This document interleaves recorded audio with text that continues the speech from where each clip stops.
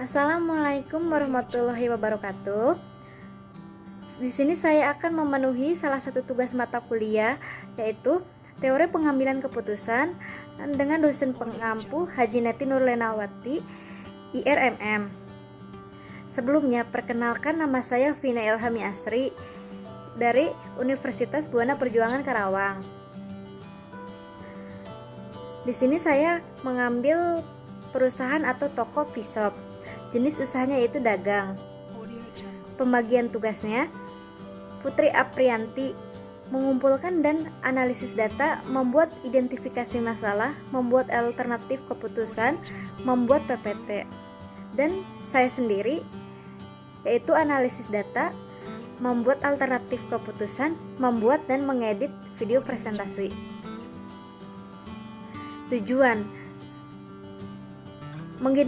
Tujuan dari toko V-shop tersebut yaitu mengidentifikasi masalah yang terjadi pada UMKM toko V-shop, membuat alternatif keputusan dari permasalahan, mengambil keputusan dalam kondisi pasti. Selanjutnya ada identifikasi masalah. Sumber daya manusia. Kurangnya sumber daya di toko V-shop sehingga sering terjadi job desk yang tidak sesuai. Tempatnya itu kurangnya tempat yang khusus untuk office. Pengumpulan dan analisis data. Masalah yang akan diselesaikan: perekrutan karyawan yang jujur, bermotivasi tinggi, disiplin, tanggung jawab, serta dapat bekerja sama. Selanjutnya ada tujuan pengambilan keputusan. Memperoleh karyawan yang sesuai kriteria yang diharapkan dapat memajukan usaha kami. Kategori termasuk keputusan yang terprogram karena bersifat berulang dan untuk menanganinya. Data yang dikumpulkan yang pertama ada perekrutan calon karyawan dengan proses seleksi yang cukup ketat. Yang kedua, uji coba kejujuran kinerja karyawan mengenai kesesuaian penjualan di buku dengan yang tidak di buku. Yang ketiga, uji coba kinerja karyawan yang sudah terlatih kejujurannya membuat peningkatan penjualan. Yang terakhir, adanya anjuran lockdown dan dari pemerintah membuat penjualan retail menurun. Alternatif keputusan: merekrut karyawan baru dengan melatih terlebih dahulu. Memperluas tempat operasional. Analisis pengambilan keputusan dalam kondisi pasti.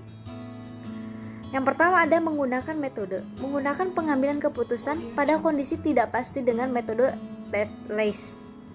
Alasannya, dengan menggunakan metode keputusan secara lab-based, jumlah produk yang dihasilkan tertinggi adalah pada kolaborasi keduanya, maka pemilik toko V-shop akan memilih mempertahankan kedua karyawannya tersebut, yaitu merekrut karyawan baru juga mempertahankan yang lama tanpa memperhitungkan biaya atau gaji yang harus diberikan.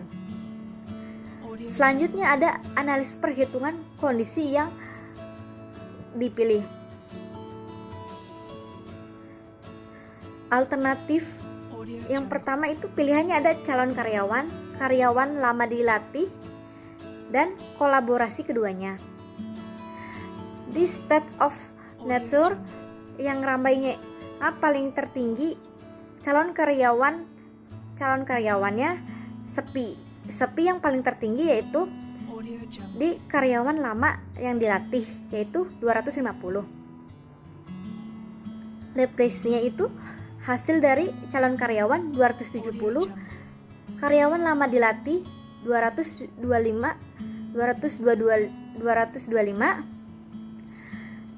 kolaborasi keduanya yaitu 280. Kesimpulan: identifikasi masalah. Sumber daya manusia. Kurangnya sumber daya di toko V-shop sehingga sering terjadi job desk yang tidak sesuai. Kurangnya tempat yang khusus untuk office. Alternatif keputusan: merekrut karyawan baru dan menggunakan karyawan lama yang sudah dapat pelatihan. Yang kedua, memperluas lokasi operasional. Selanjutnya ada metode pengambilan keputusan yang digunakan. Menggunakan metode keputusan tidak pasti dengan lab based.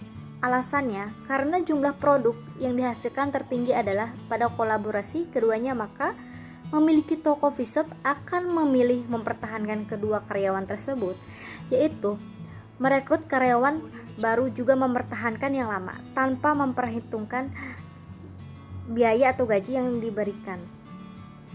Sekian presentasi dari saya.